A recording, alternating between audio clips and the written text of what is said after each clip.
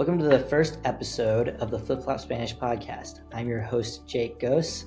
I'm here with Suzanne Gose, the owner and writer of Flip Flop Learning Curriculum. How are you doing? Good. Happy to be here. Me too. I'm excited. So I have a few questions for you. I don't think a whole lot of people know how you kind of got started with writing curriculum. So why did you start teaching in the first place? Goodness. I wanted to be a religion major. I wanted to be a missionary. And whenever I was marrying your dad, he pointed out that nobody's going to pay me to pray if something happened to him. And so since I was already teaching languages, I was teaching English as a second language to all the foreign students, so all those international students. And so it turned out I was really good at teaching languages. He's like, well, why don't you just get a degree in teaching? And I was like, oh, so I did that. And then, and that way, if we were ever to have children, my schedule would match theirs. When they went to school, I would be at school. When I was at home, they're at home. So that was the plan. That's awesome. Okay. And then, so you started just kind of doing public school teaching, and then you had kids and all that. So where did that leap kind of happen with, having kids and wanting to teach them, school, but, then you start making your own curriculum. How does that happen? So I was used to managing 85 kids a week, or a day, actually, right? They would come into your room 20 at a time, and I was teaching public school Spanish. And so whenever, my firstborn was here, he was just this little baby, and it was really boring. Sorry, Mitch, but it was. And so he was just this tiny baby, didn't require a lot of stuff, and I missed teaching so much. I just reached out to these people I had heard of called homeschoolers and thought, well, maybe they would want like a little Spanish tutoring session or a class. So I put an email out to this little Yahoo group thing. And the next morning I had 42 emails in my inbox. So I held a meeting and people started giving me money. And so I went, oh, I guess I have a Spanish class. So I started teaching Spanish classes to homeschoolers, and the just, I don't know what the word is. It was such a huge contrast from my public school students to these students. I thought, well, whatever these parents are doing, I want my baby to turn out like this. And so I asked them, because I'm not shy, and they said, oh, we just homeschool. And that day, I think Mitch was 9 months old, I became a homeschooler. So you became a homeschooler, and then you started, teaching your own classes, and then you told me the story about how Dad kind of figured out that this was a product, right? Right. Because you were like, hey, I want to teach my own thing and start my own thing. So how did you start marketing that immediately, or No. What was the process like with that? So I was looking for textbooks, because I was a public school teacher. That's what you do. You teach the lesson. So you find a book and you follow the book. That's how I was taught to teach. So I was looking for something like that, but there was just nothing out there that was developed for 1 day a week classes, or for not having kids all day long go home and do homework. There just wasn't homeschool curriculum. This was how old is he now? 22 years ago. So there just wasn't anything. So I made my own packets and worksheets and things like that for each group. And then I made flashcards for them, and I found out that flashcards work better. And then every time I would make something, people would have to move away or whatever. And they would say, hey, could I just buy the curriculum? We can't come to class anymore. Can I just buy your packets? I was like, oh my gosh, what a pain. And so I printed all these things out, stapled them, shipped them. It was such a pain. And so that's when Brad said, well, why don't you just publish it? And I was like, well, then I'd have to make a CD. And he's like, so? And so my father-in-law is a music producer. He had his own studio at the time. And so I went and made a CD. And so that was our first product, was Flip Flop Spanish, the workbook. And then we just developed from there everything that worked in class, because there's plenty of things that didn't work. Okay. I didn't publish those. I only published the things that worked well. And Mr. Gose, your dad, would, he'd say, hey, that's a product. So every single thing that I came home excited about, he would point out that other people could use this too if I just tweaked it a little bit. Right. And people haven't really done what you've done as far as explaining how, like with your chart for conjugation, you've brought a lot of different ideas to the homeschooling world and just to the education world in general. how did you come up with those ideas? Did you just think this is the easiest way to explain it, and then let's move from there, or like how did you come up with that? I think I just get bored easily. And so I imagine if I'm getting bored, then what are these poor kids doing? And they were so eager. It was so different than public school. In public school, they had to be there, and pretty much you had to be there. I had to be there. You had to be there. We had this job to do. Let's do it. And you saw them every day. It's very different when you go into a capitalistic situation where these people, if their kids aren't having fun and aren't learning, guess what? They're not going to come back the next week. So and I was paid by the week, right? $10 a week. And I still do that. 22 years later, it's still $10 a week. It's crazy. But it's okay because I love it and they love it and the system works. So I think because of the capitalistic situation, I needed to make it more fun. And so everything became way more hands-on. Get up out of your seat, walk up, put the verb card up on the chart. And so everything just became much more interactive, and that's why the products work so well, is because I had to show a process. Like they had to see progress in their children, and their children had to want to come back the next week. And so those products are automatically fun and easy to use because I couldn't send these kids home with boring, tedious, confusing homework. So I taught them a lesson, sent home with simple homework. They do those things for 4 days and they come back the next week and we learn some more. And I just loved it. I still love it. That's awesome. Yeah, that makes sense. You really had to kind of sell your service and the idea of Spanish a lot more rather than just saying, "Hey, well, you're stuck here, so let me just teach you." Yeah, that's pretty cool. So, and that's probably why people enjoy your product so much more than any other program because it was made with having it enjoyable in mind. Right. Well, it wasn't sat down. I didn't sit down and start writing it. I taught it week by week by week, and I could remember which lessons didn't work, so I didn't put those in the workbooks. I just, okay, that's not going to work. And then, the flashcards actually came because of you. And so, we have the photos on one side because you are so smart and you could listen and remember and speak Spanish no problem, as long as we didn't put words in there. Once we had words, forget it, and you shut down. And so, but I did that, and then everybody learned better. And I went, wow, I am so glad you hated reading. This worked out great. And so everybody learned so much faster because of the flashcards, and they're all hands on. And so that's why See It and Say It exists, is because kid number 2 wouldn't touch a pencil. Right. Yeah, wasn't fond of that. I remember. Um, so speaking of, me and the other kids, so you're trying to run a business, right? Dad's working full Right. time. Uh, I imagine, like, I remember watching you. You're on your computer a lot, and you also were a really good homeschool mom, and you took us to the zoo and everything. So you had to balance, your work life, which is something you really love and enjoy doing, but also you have five, brainiac, not brainiac, but not doing well kids because we were we were just all over the I place. thought, And yeah, well, you were active. You were doing great. You were just active. we were doing fine, but like I don't know, we could have died because we were You, dumb. you were intense. That was Yeah. mostly you. The other 4 weren't near as Okay. challenging. I was trying to have fun most of the time.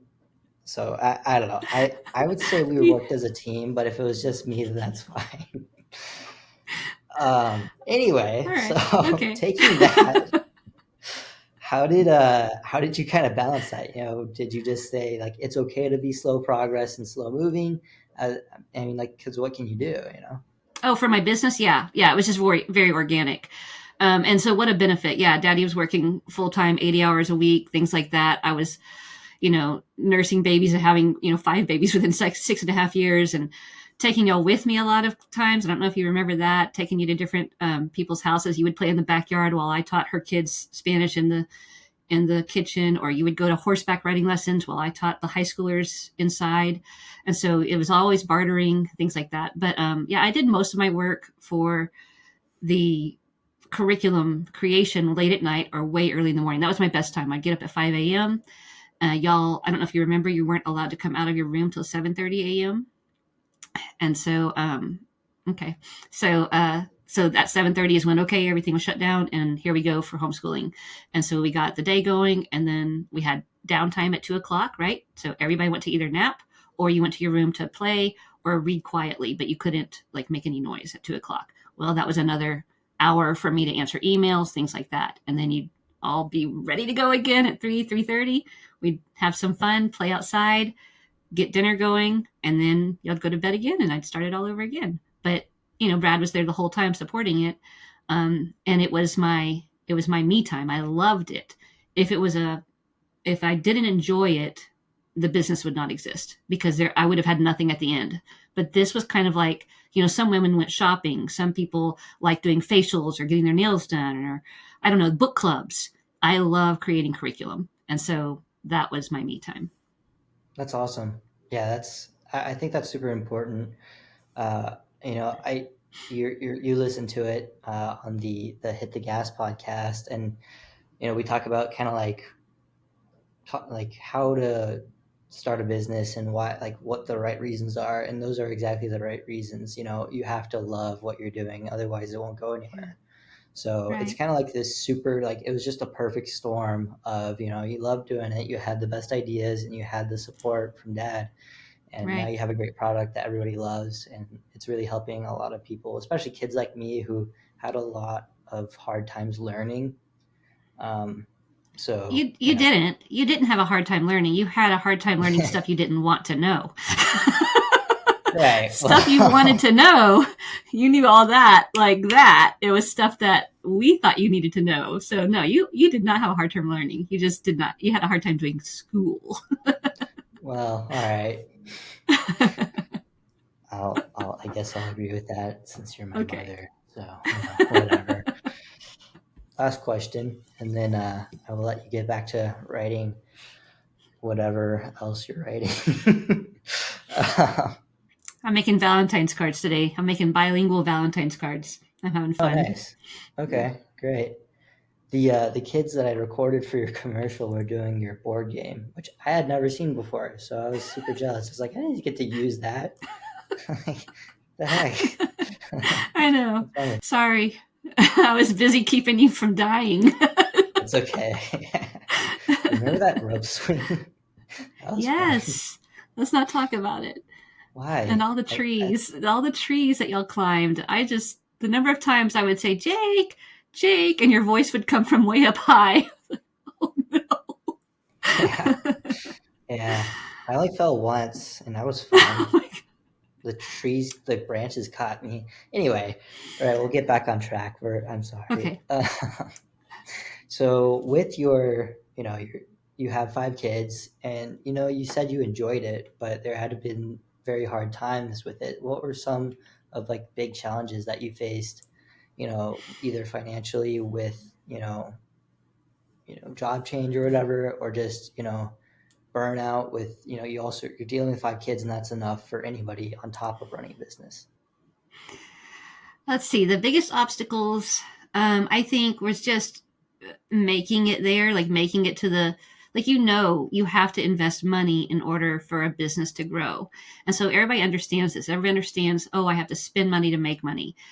Getting to that part where you don't take money from the household was pretty difficult. So, Brad made enough for us to survive and live on. But in the lean times when the company that he was working for wasn't doing great, um, Spanish, flip flop Spanish in my classes were really all we had at a lot of times. So I was taking on more classes and teaching. Daddy even would stay home with you because we couldn't even afford a babysitter, or we couldn't have you find anybody to barter. So he would stay home with y'all, and I would go teach classes.